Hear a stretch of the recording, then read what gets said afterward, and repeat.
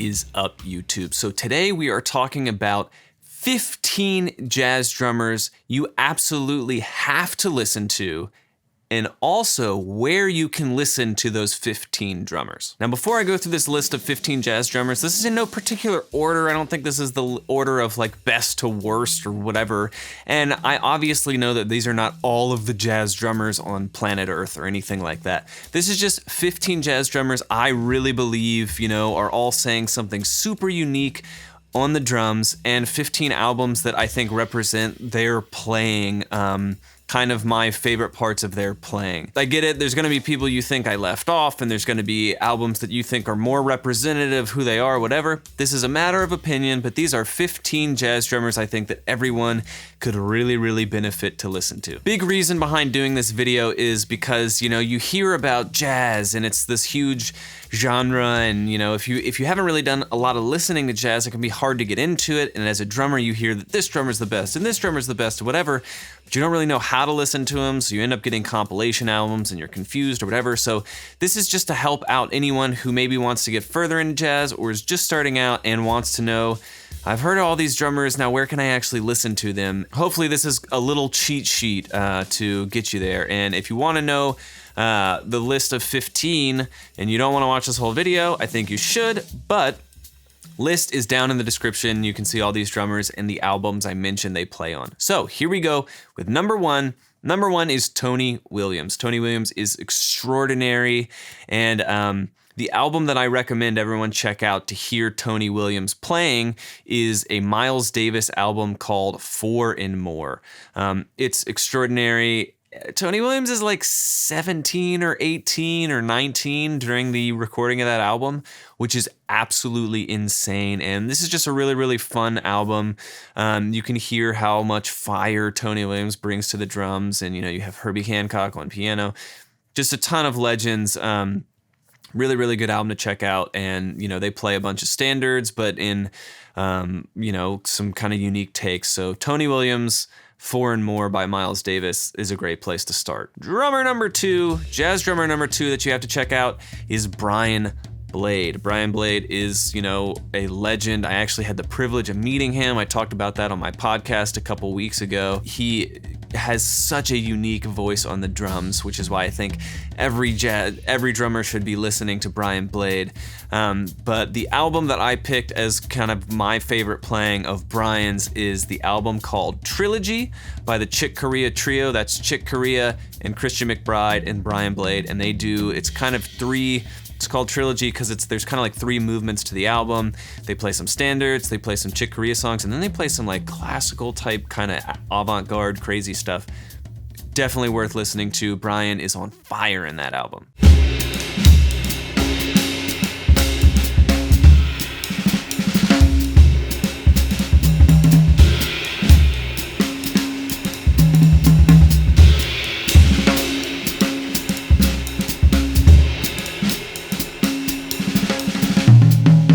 Jazz drummer number 3 everyone should listen to, be aware of, is Jimmy Cobb. And I think the most classic Jimmy Cobb album you can listen to is the most popular jazz album of all time, Kind of Blue by Miles Davis.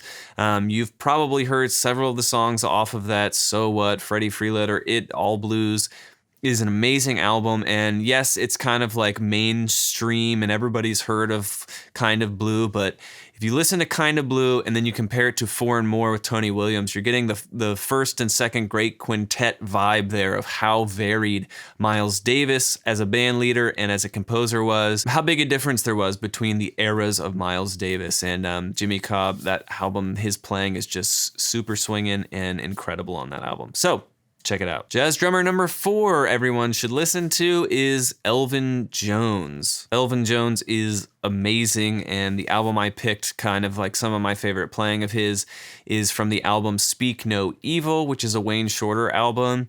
I just love how kind of dark that album is, and I love what Elvin does on it. His time is so incredible, his feel of triplets, and he's just a great player. So give that one a listen, and that's Elvin Jones. Jazz drummer number 5 everyone should listen to is Art Blakey, and Art Blakey is just a master.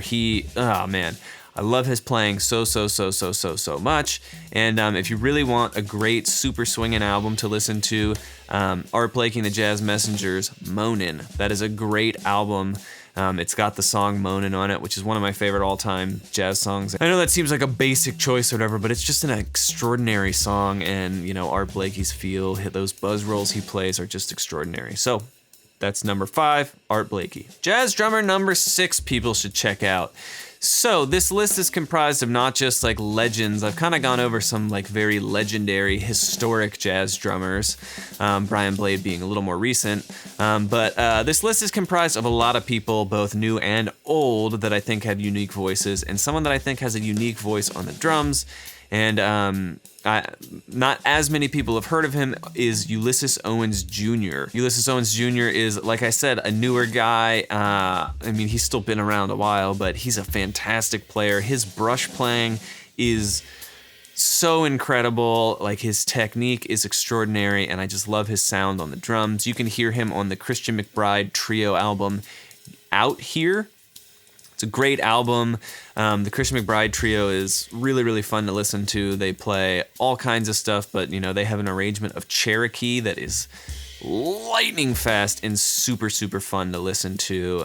So yeah, that's Ulysses Owens Jr. on the Christian McBride album, Out Here. Jazz drummer number 7 that everyone should listen to is one that if you have Instagram or YouTube, you've probably heard about this guy, but Nate Smith. And my favorite playing of Nate Smith, the first time I ever heard about Nate Smith was like 10 years ago. I had this album called Follow the Red Line by Chris Potter. And Chris Potter is probably my favorite musician on planet Earth. He's a saxophone player. I absolutely love his sound. And Nate Smith plays on that album.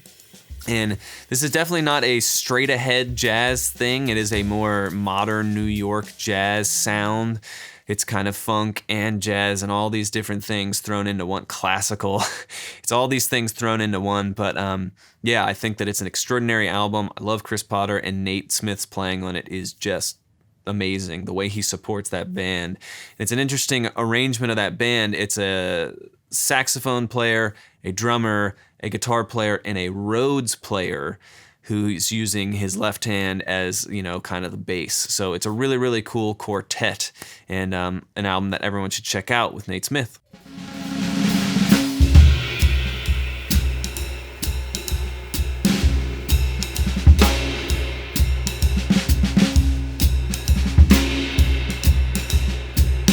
Jazz drummer number 8.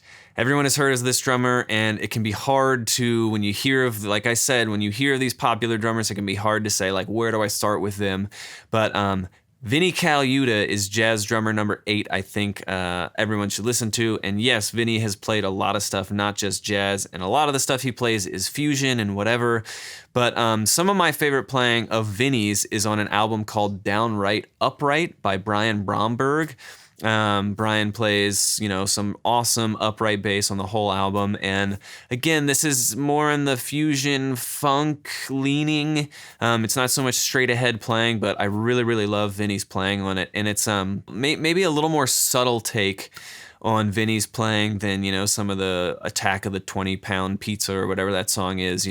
It's not as Vinnie, it's him really, really, really supporting the music, and not that he doesn't when he plays usually, but this is something where you wouldn't necessarily immediately be like, oh, that's Vinnie, he's doing his Vinnie thing. It's just really, really awesome drumming that you find out. And I think Vinnie played on the whole album, but I'm not totally sure. But again, that's kind of the funk fusion side of things, but I really, really love Vinnie Colaiuta's playing on Downright Upright by Brian Bromberg. Jazz drummer number 9 that I think everybody should listen to is a guy that I don't think gets enough love.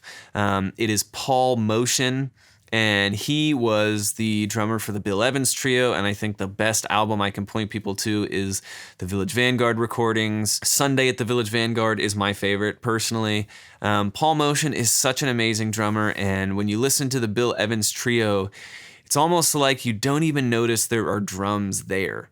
He's just doing such a good job of supporting, such at times delicate music. They play a lot of ballads. I think when I was younger, I would listen to these albums and think, oh, this is boring.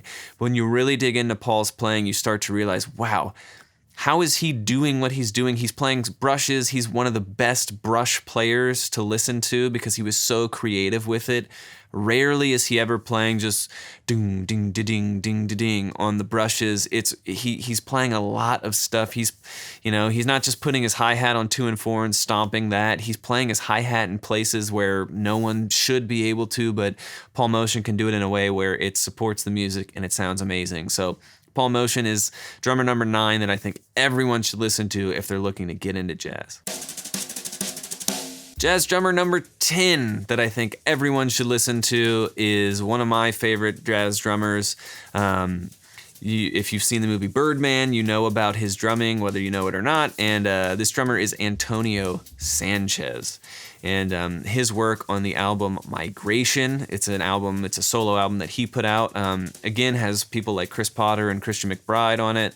And man, it is just an amazing, I think Chick Corea even plays on a song or two on that album. And it's a fantastic album, really displays Antonio's he has such a unique voice on the drums and he has so many influences, jazz, a lot of Latin music.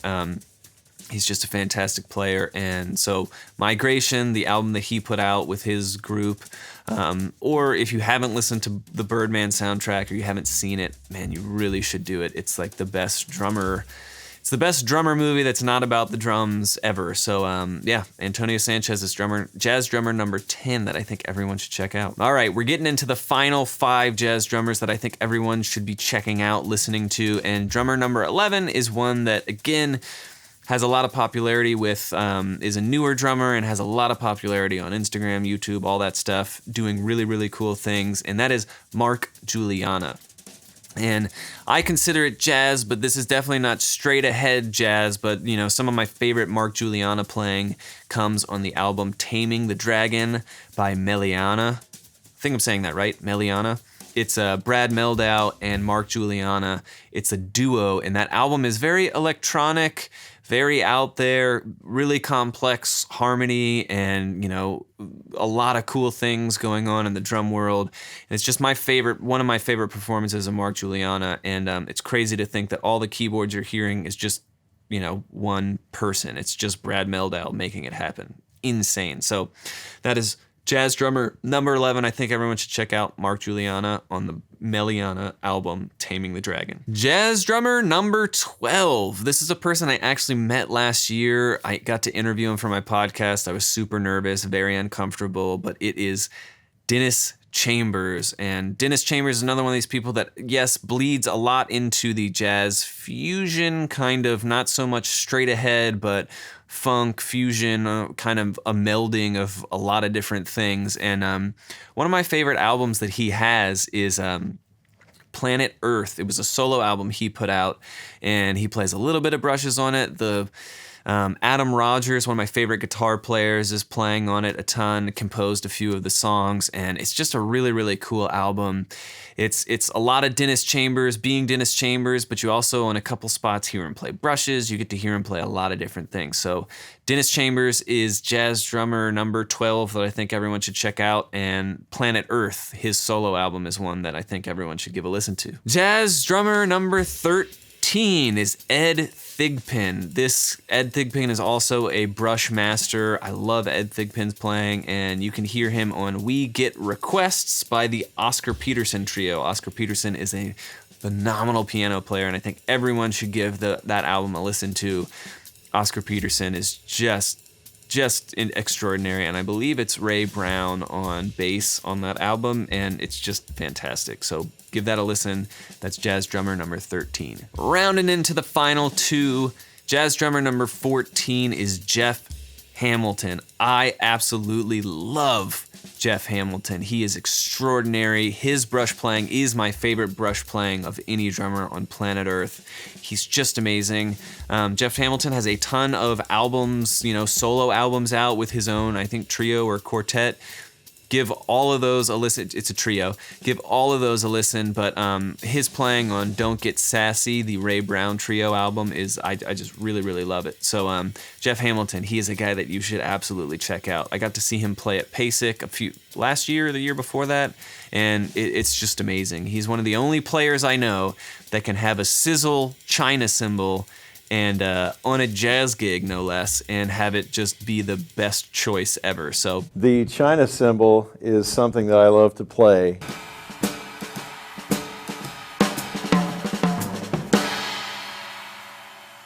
Jeff Hamilton, give him a listen. All right, so the last drummer on the list today, and again, these were in no particular order. This is not best or worst or whatever, but this is just kind of the order I thought of them, is Eric Harland. Eric has a super, super, super unique voice, and I love his playing on the Taylor Eichste.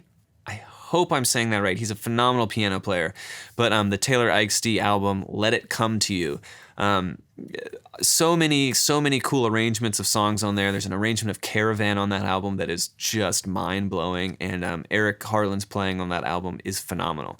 And I believe Eric Harland is on most of that album. There might be one other drummer on that album, but I think it's mostly Eric Harland, and man, it is just a phenomenal album. So that's drummer number 15, Eric Harland. All right, so that is it. Those are the 15 jazz drummers that I kind of thought of today that, you know, I think everyone should be listening to, and all the albums that you can find them on.